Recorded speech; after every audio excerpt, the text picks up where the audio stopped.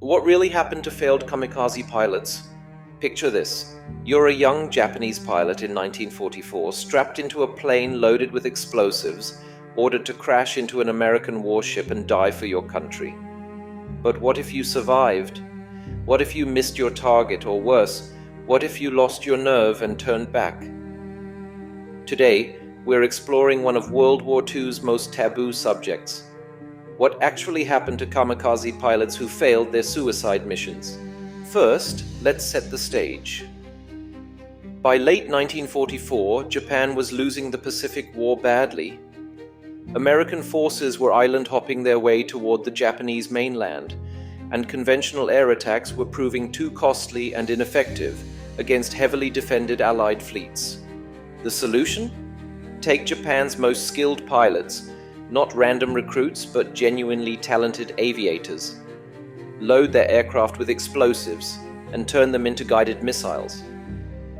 The strategy was called Kamikaze, meaning divine wind, referencing the typhoons that had saved Japan from Mongol invasions centuries earlier. The logic was brutal but clear. A human-guided bomb could target critical parts of enemy ships with precision that regular bombing couldn't match. Plus, Japanese military leaders believed that the sight of pilots willingly sacrificing themselves would psychologically devastate American forces. Whether this actually worked is still debated by historians, but the human cost was undeniable. Contrary to popular belief, these weren't desperate, untrained teenagers thrown into cockpits. Kamikaze pilots underwent rigorous training and received better food rations than regular soldiers. Japan wanted to ensure their special attack units were in peak condition. The psychological preparation was intense. Pilots were encouraged to meditate on death, write farewell letters to their families, and embrace the concept of dying gloriously for the emperor. Many genuinely believed they were performing the ultimate act of patriotism.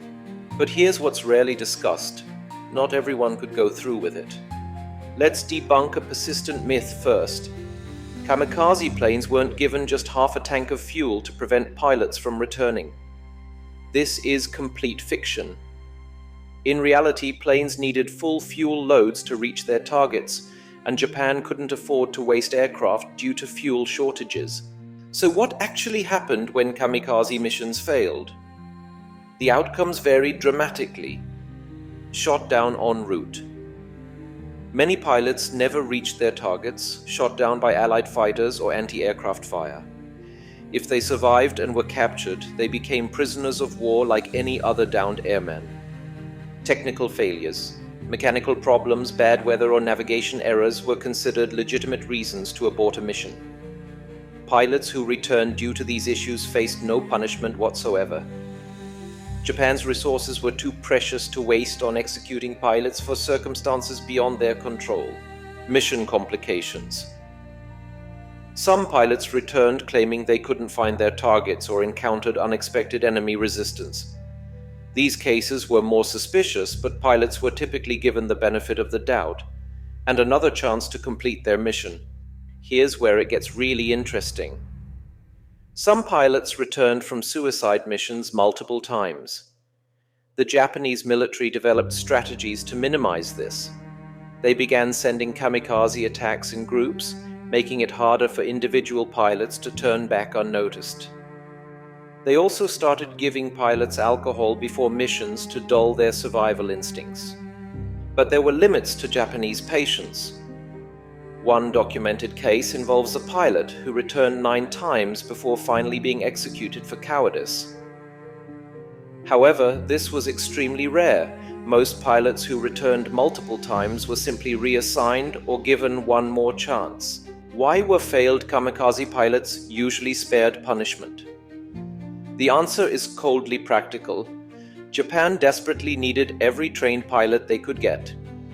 Executing or imprisoning pilots for failing suicide missions would have been counterproductive when the country was already facing severe manpower shortages.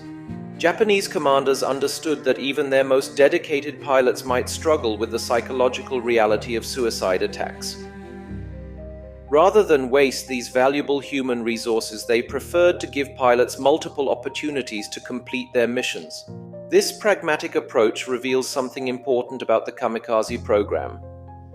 Despite the spiritual and ideological rhetoric surrounding it, Japanese military leaders treated it as a strategic resource to be managed efficiently, not a religious ritual requiring perfect execution.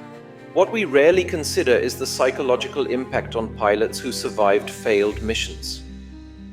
Imagine living with the knowledge that you were supposed to die for your country but didn't. Some pilots struggled with guilt and shame, feeling they had dishonored themselves and their families.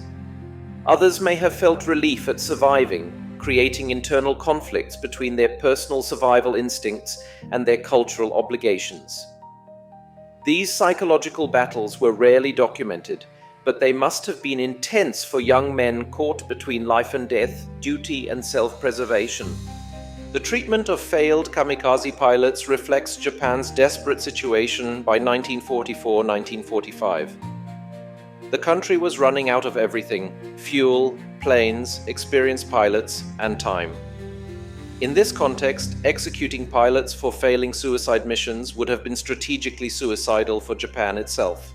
This pragmatic approach also reveals the gap between kamikaze mythology and reality. While the program was wrapped in spiritual language about honor and sacrifice, it was ultimately managed as a military resource, subject to the same practical considerations as any other weapon system. So, what happened to kamikaze pilots who failed or wimped out? Most of them got another chance. Japan's desperate need for trained pilots, combined with legitimate reasons for mission failures, meant that execution or severe punishment was rare. This doesn't diminish the genuine sacrifice of the thousands of young men who did complete their kamikaze missions. But it does reveal that even in one of history's most extreme military programs, practical considerations often trumped ideological purity. The story of failed kamikaze pilots reminds us that war is never as black and white as propaganda makes it seem. Even in the most desperate circumstances, human survival instincts and military pragmatism can create unexpected outcomes. What do you think about this lesser-known aspect of the Pacific War? Should these pilots be viewed as cowards or as young men caught in an impossible situation? Let me know your thoughts in the comments below, and don't forget to subscribe for more untold stories from World War II. Thanks for watching. If you found this video interesting, check out our playlists for more content, and don't forget to like and subscribe or give us a tip on Ko-fi. See you next time.